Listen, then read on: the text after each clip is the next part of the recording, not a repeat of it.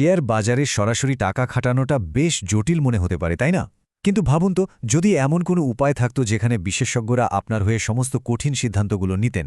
ঠিক এই কাজটাই করে ইকুইটি মিউচুয়াল ফান্ড। চলুন আজ এর ভেতরবাহির সবটা সহজ করে জেনে নেওয়া যাক। একবার ভাবুন তো, দেশের সবচেয়ে নামি দামি কোম্পানিগুলোর মালিকানার একটা অংশ পাওয়া কি শুধুই কোটিপতিদের জন্য? এই সহজ প্রশ্নটার মধ্যেই কিন্তু আজকের আলোচনার আসল রহস্যটা লুকিয়ে আছে। আর তার উত্তরটা হলো ইকুইটি মিউচুয়াল ফান্ড। আচ্ছা, একদম সহজ ভাষায় যদি বলি, এটা অনেকটা একটা বড় হাড়ির মতো, যেখানে আমাদের মতো হাজার হাজার বিনিয়োগকারীর টাকা এসে জমা হয়, আর একজন অভিজ্ঞ ফান্ড ম্যানেজার সেই টাকা দিয়ে বিভিন্ন ভালো ভালো কোম্পানির শেয়ার কেনেন। তাহলে এটা ঠিক কিভাবে কাজ করে? ফান্ড ম্যানেজাররা আমাদের সবার টাকা একসঙ্গে করে সেটাকে 40-50টা বা তারও বেশি ভালো কোম্পানিতে বিনিয়োগ করেন। এর সবচেয়ে বড় যে সুবিধা তা হলো ডাইভার্সিফিকেশন বা বৈচিত্র্য। মানে আপনার সব ডিম এক ঝুড়িতে থাকছে না। যদি কোনো একটা কোম্পানির শেয়ারের দাম হঠাৎ পড়েও যায়, তাহলেও পুরো বিনিয়োগে খুব বড় একটা ধাক্কা লাগে না। আর মূল লক্ষ্য তো একটাই, লম্বা সময়ে ভালো সম্পদ তৈরি করা। এখন মনে প্রশ্ন আসতেই পারে, সব ইকুইটি ফান্ড কি একই রকম? একদমই না।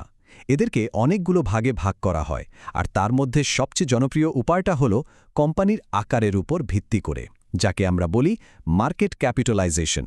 মার্কেট ক্যাপিটালাইজেশন বা মার্কেট ক্যাপ শব্দটা শুনতে ভারী হলেও ব্যাপারটা খুব সোজা।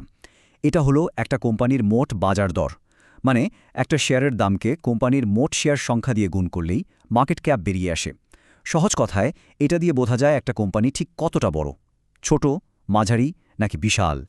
তো প্রথমে আসা যাক লার্জ ক্যাপ ফান্ডের কথায়। এই ফান্ডগুলো দেশের সবচেয়ে বড় আর নামকরা, মানে প্রথম 100টা কোম্পানিতে বিনিয়োগ করে। এদেরকে অর্থনীতির স্তম্ভ বা ব্লু চিপ কোম্পানিও বলা হয়। এরা সাধারণত খুব স্থিতিশীল হয় আর বাজারের খারাপ সময়েও টিকে থাকার ক্ষমতা রাখে। এরপরেই আছে মিড ক্যাপ ফান্ড। এরা মাঝারি আকারের কোম্পানিগুলোতে বিনিয়োগ করে, মানে র্যাঙ্কিংয়ে যারা 101 থেকে 250-এর মধ্যে আছে। এদেরকে অর্থনীতির উদীয়মান তারকা বলা যেতে পারে, কারণ এদের মধ্যে একদিকে যেমন লার্জ ক্যাপের মতো স্থিতিশীলতা থাকে, তেমনি অন্যদিকে স্মল ক্যাপের মতো দ্রুত বেড়ে ওঠার সম্ভাবনাও থাকে। আর সব শেষে হল স্মল ক্যাপ ফান্ড। এরা বিনিয়োগ করে 251 র্যাঙ্কেরও পরে ছোট বা নতুন কোম্পানিগুলোতে। এদেরকে বলা যেতে পারে লুকানো রত্ন, কারণ ঠিকঠাক কোম্পানি খুঁজে বের করতে পারলে এখানে কিন্তু অসংখ্য রিটার্ন পাওয়ার সুযোগ থাকে। তবে হ্যাঁ, একটা কথা মাথায় রাখতে হবে, এখানে ঝুঁকিটাও কিন্তু সবচেয়ে বেশি। এই টেবিলটা দেখলেই ঝুঁকি আর রিটার্নের সম্পর্কটা একদম পরিষ্কার হয়ে যাবে। দেখুন, লার্জ ক্যাপে ঝুঁকি কম, তাই রিটার্নও বেশ স্থিতিশীল। মিড ক্যাপে ঝুঁকি আর রিটার্ন দুটোই মাঝারি, আর স্মল ক্যাপে ঝুঁকি যেহেতু সর্বোচ্চ, তাই সর্বোচ্চ রিটার্নের সম্ভাবনাও কিন্তু এখানেই। আর একটা জিনিস খেয়াল করুন, সেবির নিয়ম অনুযায়ী একটা লার্জ ক্যাপ ফান্ডকে তার মোট টাকার অন্তত 80% লার্জ ক্যাপ স্টকেই রাখতে হবে। আচ্ছা, এতক্ষণ তো আমরা দেখলাম ফান্ডগুলো কি ধরনের কোম্পানিতে বিনিয়োগ করে। এবার চলুন একটু গভীরে যাই, দেখি তারা কিভাবে বিনিয়োগের জন্য শেয়ার বাছাই করে, মানে তাদের বিনিয়োগের পেছনের দর্শন বা ফিলোসফিটা কি। বিনিয়োগের জগতে মূলত দুটো প্রধান দর্শন আছে, গ্রোথ আর ভ্যালু। গ্রোথ ফান্ডগুলো এমন সব কোম্পানি খোঁজে যাদের লাভ বা ব্যবসা খুব দ্রুত গতিতে বাড়ছে, যেমন ধরুন কোনো নতুন প্রযুক্তি কোম্পানি।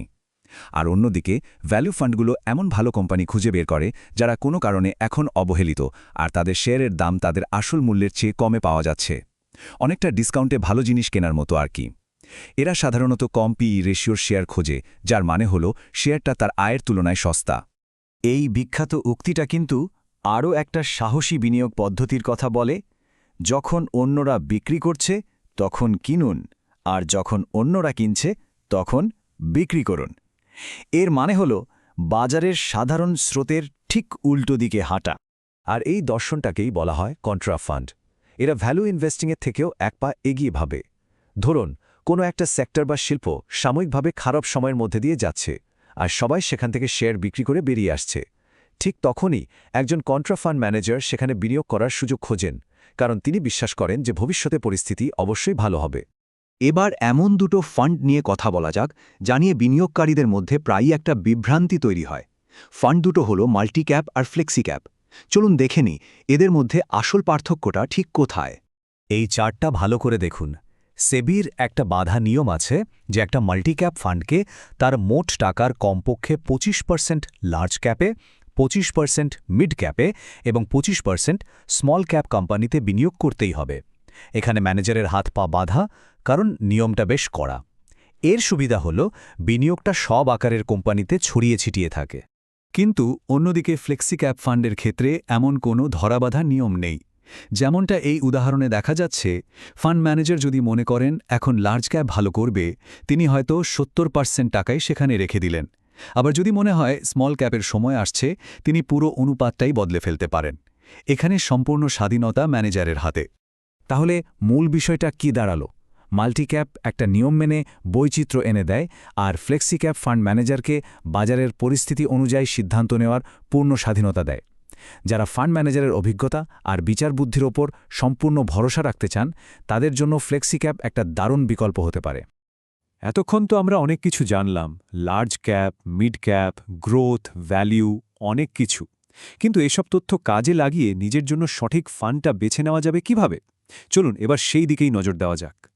যে কোনো ফান্ড বেছে নেওয়ার আগে নিজেকে এই 3টে প্রশ্ন করাটা খুব জরুরি।